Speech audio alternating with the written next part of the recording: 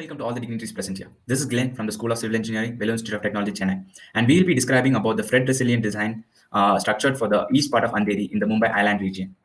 And first of all, to give a brief idea, why flooding occurs. Due to the natural gradient of the water from the northern part of the Mumbai flows down to the southern area, and which creates waterlogging and eventually leads to flooding.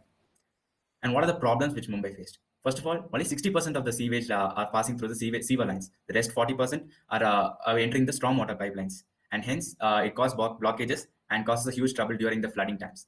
And next one is, since the Mumbai is lying in a very low-lying area, during the high tide season, the water easily seeps into the Mumbai region and creates flooding. And the Mumbai's drainage system is really old and outdated. And since the area is getting highly populated nowadays, a lot of encroachment is taking place in the area. And what are the impacts which this creates in Mumbai? As you can see, in 2005 plus, nearly 13 million people were exposed to the disaster. And in July 26 and 27 in 2005, within a span of 18 hours, two high tides were occurred. And this caused a huge financial loss of 5.5 billion rupees for the Mumbai government.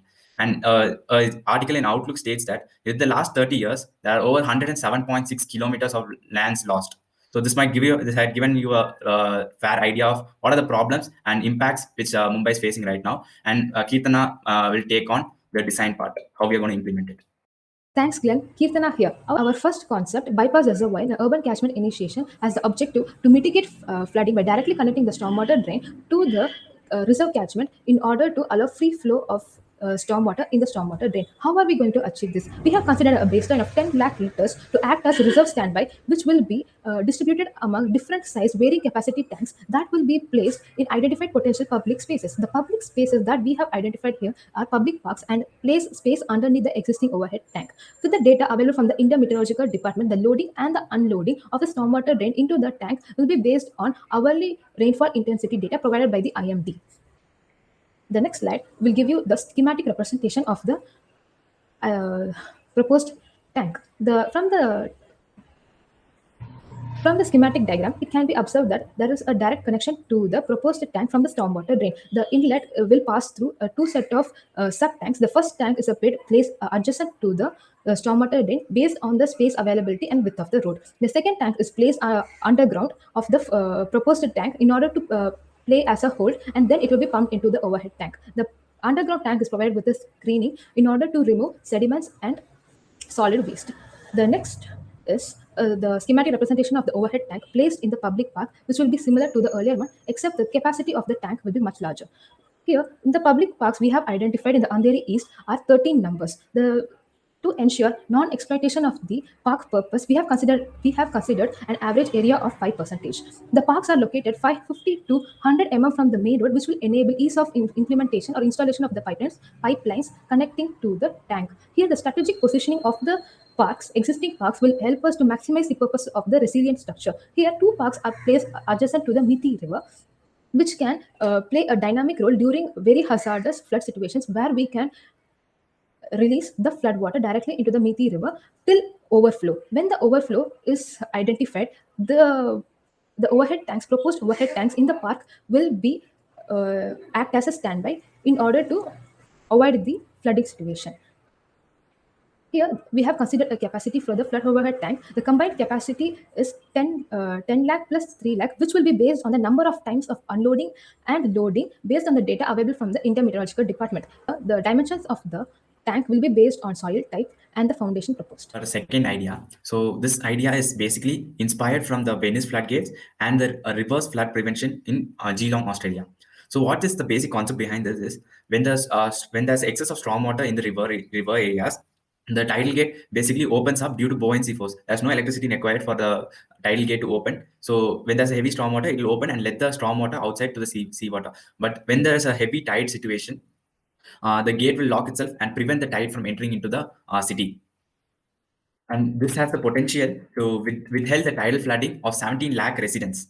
And the location is basically, we have planned for 3 locations.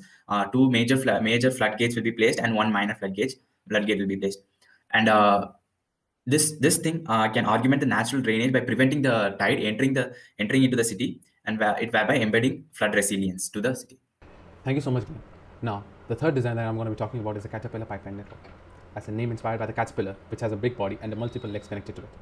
Using the same caterpillar design, we're going to make a uproot storm drainage pipeline network, which is not connected to any conventional drainage pipeline network of the city. It's going to be a new system which only deals with the storm water and the floodcat situation, which dispose all the water to the nearest creeks and water basins, which is connected to the ocean.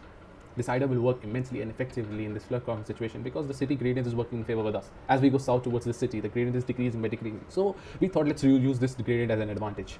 So, and the pipes will be laid down in a certain angle so that the water flow will maintain by the gradient as well as by the gravity. It will be a cost-effective project because the little construction will be done beside the roads and the underground to lay the pipes, and no major construction is required. So, as it leads to a good cost-effective construction. As you can see in the figure, how we have proposed this plan for the Andheri part and 2D and 3D designs of the pipeline. Now I'll transfer this PPT for feasibility to Keerthana. Thanks, Ritesh. Checking into feasibility, starting with the United States Trade and Development Agency reporting that Rs 14,000 crore has been faced as flood losses for the Mumbai region during 2005 to 2015 floods. Also, BMC has allocated Rs 19,000 crore for infrastructure, transport, and health management. Also, Maharashtra of Mumbai has allocated Rs 450 crore for Miti River rehabilitation. Also, decision making for sewage treatment plants set up near the Mumbai region. Also, every year 700 crore is spent for desilting of stormwater drains by the stormwater drain department. In this, we can find a position for implementation of flood resilient structures for the efficient management of hazard situations by the disaster management system, which can save us very huge amount of money. Going to future scope, we can see that with urban densification increasing exponentially, we can use the space as an asset to build individual storage components of flood water, where the proposed bypass reservoir can act as a centralized network which will enable a community-based standby reserve system which will help the entire community to be resilient during the flood hazard. This can only be obtained by a comprehensive set of laws to protect land purpose and individual rights. Thank you guys. Now we are the last part of the PPT, justification and conclusion. The tidal floodgates mechanism will prevent excess water from sea, thereby avoiding worsening of localized urban floods. Placement of flood tank underneath existing overhead tanks can maximize urban space and can use as a both supplies, so like a temporary water supply and emergency fire hydrant during non-monsoon seasons. Direct water transfer to the creeks will prevent the immediate water clogging, which is by the caterpillar design, and the community engagement to the blue-green infrastructure. Awareness campaign will be followed through the Mumbaikar community to take immediate decisions during the flood hazards.